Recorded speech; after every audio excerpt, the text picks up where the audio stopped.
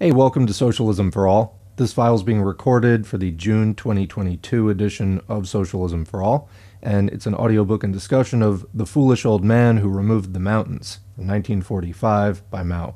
If you like this video, please click like and subscribe and consider supporting on Patreon at patreon.com/socialismforall. There's a link to Patreon in the video description. So the date on this file is June 11, 1945, and there's a note from the Marxists Internet Archive, which hosts this file at marxists.org, that this was Comrade Mao Zedong's concluding speech at the 7th National Congress of the Communist Party of China. Let's read the text.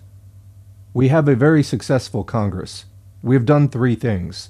First, we have decided on the line of our party, which is boldly to mobilize the masses and expand the people's forces so that, under the leadership of our party, they will defeat the Japanese aggressors, liberate the whole people, and build a new democratic China. Second, we have adapted the new party constitution. Third, we have elected the leading body of the party, the Central Committee. Henceforth, our task is to lead the whole membership in carrying out the party line. Ours has been a Congress of victory, a Congress of unity. The delegates have made excellent comments on the three reports. Many comrades have undertaken self-criticism, with unity as the objective unity has been achieved through self-criticism. This Congress is a model of unity, of self-criticism, and of inter-party democracy. When the Congress closes, many comrades will be leaving for their posts and the various war fronts. Comrades, wherever you go, you should propagate the line of the Congress and, through the members of the party, explain it to the broad masses. Our aim in propagating the line of the Congress is to build up the confidence of the whole party and the entire people in the certain triumph of the revolution. We must first raise the political consciousness of the vanguard so that, resolute and unafraid of sacrifice, they will surmount every difficulty to win victory. But this is not enough. We must also arouse the political consciousness of the entire people so that they may willingly and gladly fight together with us for victory. We should fire the whole people with the conviction that China belongs not to the reactionaries, but to the Chinese people. There is an ancient Chinese fable called The Foolish Old Man Who Removed the Mountains. It tells of an old man who lived in northern China long, long ago and was known as the Foolish Old Man of North Mountain. His house faced south, and beyond his doorway stood the two great peaks, Taihang and Wangwu, obstructing the way. He called his sons, and hoe in hand, they began to dig up these mountains with great determination. Another graybeard, known as the Wise Old Man, saw them and said derisively, "How silly of you to do this! It is quite impossible for you few to dig up those two huge mountains." The foolish old man replied, "When I die, my sons will carry on. When they die, there will be my grandsons, and then their sons and grandsons, and so on to infinity. High as they are, the mountains cannot grow any higher, and with every bit we dig, they will be that much lower. Why can't we clear them away?" Having refuted the wise old man's wrong view, he went on digging every day, unshaken in his conviction. God was moved by this, and he sent down two angels, who carried the mountains away on their backs. Today, two big mountains lie like a dead weight on the Chinese people. One is imperialism, the other is feudalism. The Chinese Communist Party has long made up its mind to dig them up. We must persevere and work unceasingly, and we, too, will touch God's heart. Our God is none other than the masses of the Chinese people. If they stand up and dig together with us, why can't these two mountains be cleared away?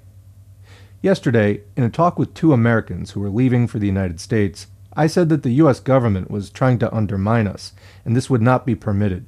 We opposed the U.S. government's policy of supporting Chiang Kai-shek against the communists, but we must draw a distinction, firstly, between the people of the United States and their government, and secondly, within the U.S. government, between the policymakers and their subordinates.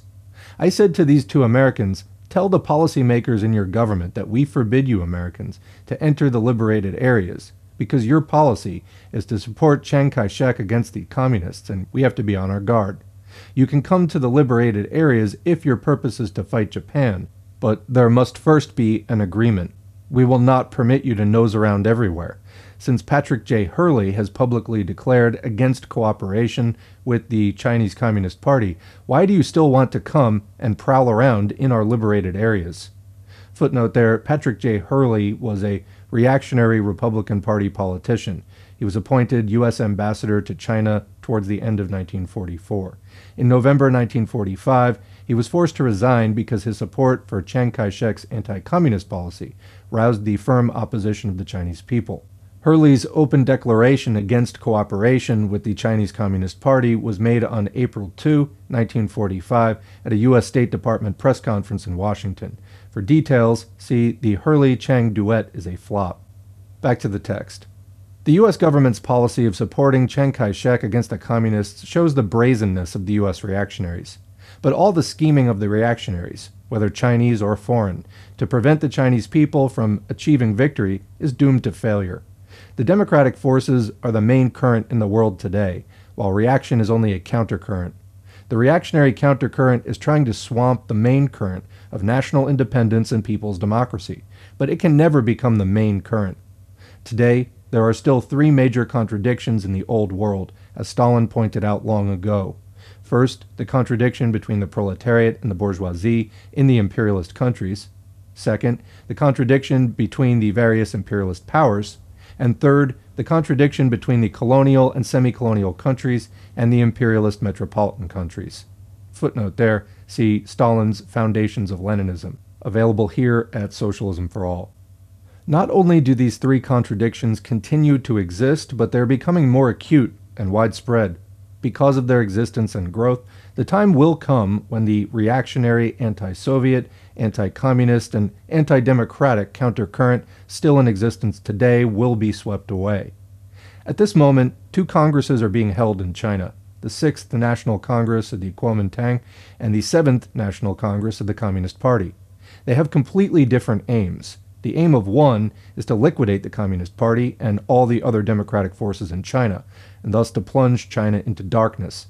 The aim of the other is to overthrow Japanese imperialism and its lackeys, the Chinese feudal forces, and build a new democratic China, and thus to lead China to light.